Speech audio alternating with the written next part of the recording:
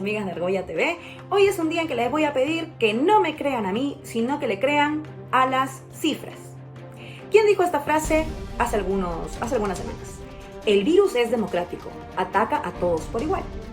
Sí, fue el presidente Martín Vizcarra en su rueda de prensa el 21 de marzo del 2020. Sin embargo, hay una trampa en estas declaraciones, una trampa casi imperceptible que hoy podemos desnudar con datos. ¿Cuál es la trampa?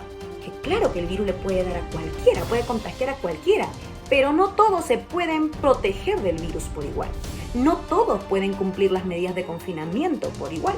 No todos pueden hacerle frente a ya 44 días de estado de emergencia por igual, porque no todos partimos de las mismas condiciones. Punto. Tan sencillo como eso. Pero repito, no es el día de que me crean a mí, es el día de que le crean a los datos. El Instituto de Estudios Peruanos, el IEP, va sacando una encuesta en el diario La República donde señalan con una elocuencia de los datos el escenario que está dejando el COVID-19 por nuestro país. Por ejemplo, hoy, datos sobre los miedos. 51%, poquito más de la mitad de encuestados, señala que le tiene más miedo a morir de hambre que al coronavirus.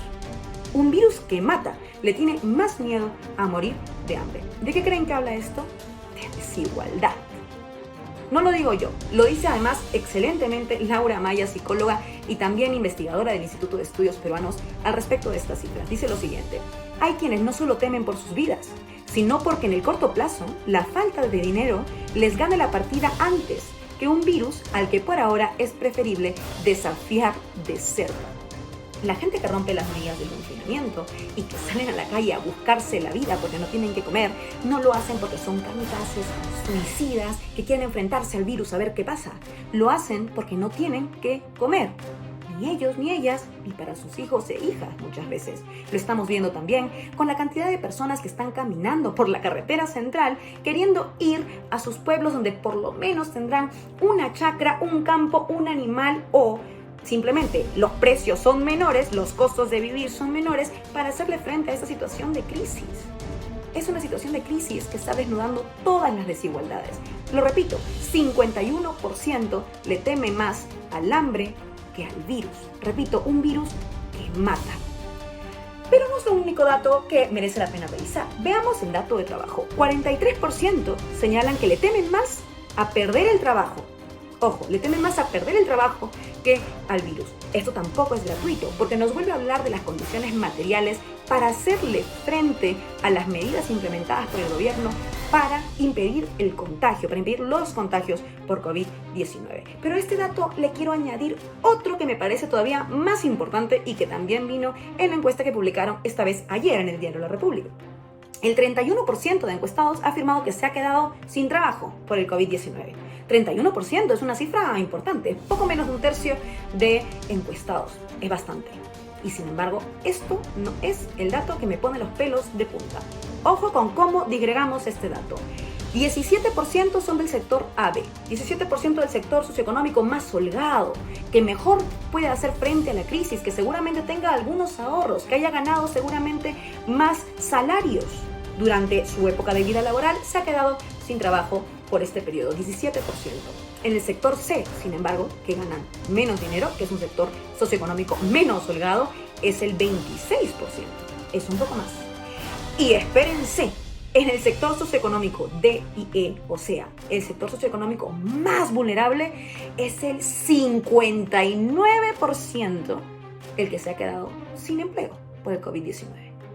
Esto lo que demuestra nuevamente es que hay medidas como, se me ocurre, la suspensión perfecta de labores, que ha sido perfecta para aquellas grandes empresas que siguen generando utilidades y que tampoco han dudado ni un minuto en utilizar y acogerse a esta norma cuando no deberían porque no les hacía falta. Es el colmo que en el sector socioeconómico más vulnerable es donde se hayan realizado a la vez más despidos. 59% se han quedado sin trabajo. ¿Ahora entienden por qué un poco más de la mitad le tiene más miedo a morir de hambre que a morir del virus? Es tremendo lo que nos revela esta encuesta. Vamos a otras cifras, esta vez sobre otro tema, no sobre otro tema, porque también está vinculado con la pandemia, sobre estas cifras de otra emergencia, otra crisis, a la cual no se la puede combatir con mascarillas, lamentablemente. En los 44 días de estado de emergencia, estas cifras son de terror. 7 feminicidios, vale decir 7 asesinos, 7 hombres que asesinaron a mujeres, 162 violaciones, 102 de ellas fueron a niñas y adolescentes, más de 100 mujeres desaparecidas. Además, el ministerio señala que ha atendido 1.585 casos de violencia y 704 casos de violencia contra niños, niñas y adolescentes. 27 mujeres, además, están junto con sus hijos en hogares refugio. Son cifras de terror en 44 días. A esto hay que prestarle extremada atención y por eso celebro que se haya promulgado el decreto ley 1470, nombre técnico en realidad es para la protección de las mujeres e integrantes del grupo familiar durante la emergencia sanitaria. Este decreto busca proteger a las mujeres víctimas de agresión, que como vemos son cifras tremendas. El decreto es bueno porque señala varias cosas y quiero anotar algunas que me parecen importantes. 1. Todas las mujeres son declaradas más vulnerables, lo cual es clave, porque entonces todos los casos reportados se consideran urgentes. Se les debe dar respuesta en las 24 horas siguientes a haber sido reportados. Para ello, se simplifican los procedimientos. Por ejemplo, se prescinde de que tenga que realizarse una audiencia para otorgar medidas de protección, algo que es clave en este momento. Además, se implementan medios tecnológicos para la comunicación de la víctima con el juez o con la jueza. Y otra cosa importante es que se prioriza el retiro del agresor del hogar. Son temas fundamentales y me parece muy bien que haya salido. Celebro este decreto. Pero obviamente no basta. Obviamente hay que señalar también las carencias que quedan. No lo digo yo, lo dice la Defensoría del Pueblo. Por ejemplo, señala la necesidad de más espacios refugio. Esto es clave.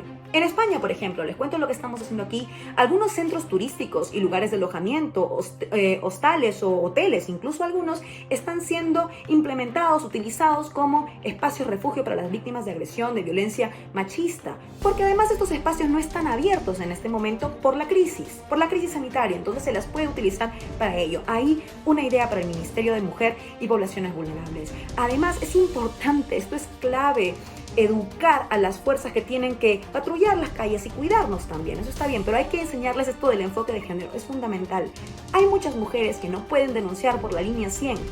Está muy bien que haya una línea que dure 24 horas al día, los 7 días de la semana, pero hay mujeres que no pueden denunciar. De hecho, denunciar por la línea puede ser peor para ellas, porque tienen al agresor escuchando al lado, en el cuarto de al lado o muchas veces en el mismo espacio. Para ellas es crítico.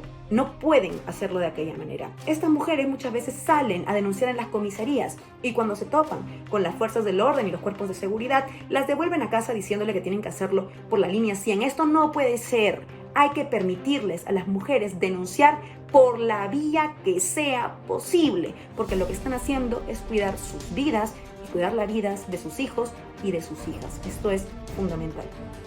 Voy a ir a la última cifra que les voy a comentar hoy, que es una cifra un poco de fondo, que es la de la aprobación presidencial. Porque ahora me podrían decir, Laura, me has contado todas las cifras, pero lo cierto es que la gente está contenta con Vizcarra. Lo aprueba el 80%. Sí, claro, Vizcarra tiene una aprobación contundente, el 80%, pero no es una aprobación solo por su gestión. Ojo con esto. La cifra del 80% es una respuesta a una pregunta de 2 opciones, aprueba o desaprueba. Punto.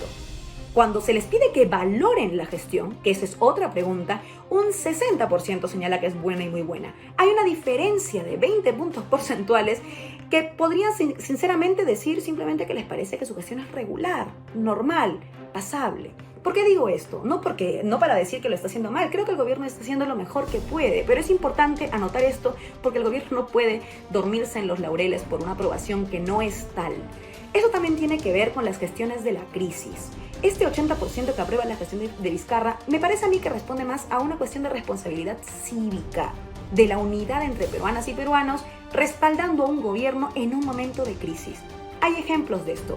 ¿Recuerdan a Pedro Pablo Kuczynski? El que fue presidente, sí, ese que otorgó el indulto súper injusto a Alberto Fujimori, que fue echado de Palacio de Gobierno por ello. Bueno, En la época que tuvo que enfrentar en 2017 la crisis de los huaicos, también vio ligeramente aumentada su aprobación porque estaba el Perú apoyando la gestión del gobierno en un momento de crisis. O veamos el caso de Estados Unidos. Donald Trump, en las últimas semanas de marzo, cuando ya se veía que la gestión era desastrosa y que no implementaba ninguna medida de las recomendadas por las autoridades sanitarias y por las lecciones de otros países, vio un aumento de 5 puntos de su aprobación, hasta el 49%, que es una aprobación muy alta para un presidente de los Estados Unidos. ¿Por qué? Porque la gente de Estados Unidos es loca y estaba de acuerdo con un presidente que está un poco chaladillo, por decirlo menos.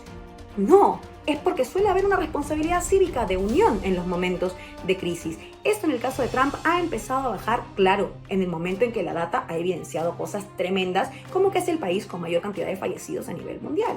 Eso ya ha cambiado.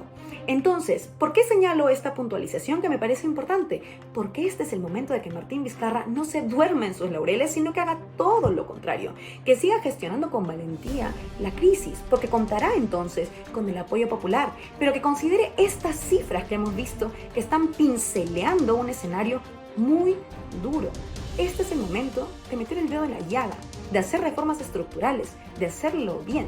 Porque lo que nos están dejando claro estas cifras es que el coronavirus no ataca a todos por igual, como él señala, y sobre todo que cuando salgamos de esta crisis, algunas desigualdades, en lugar de haberse eliminado, se podrían estar perpetuando.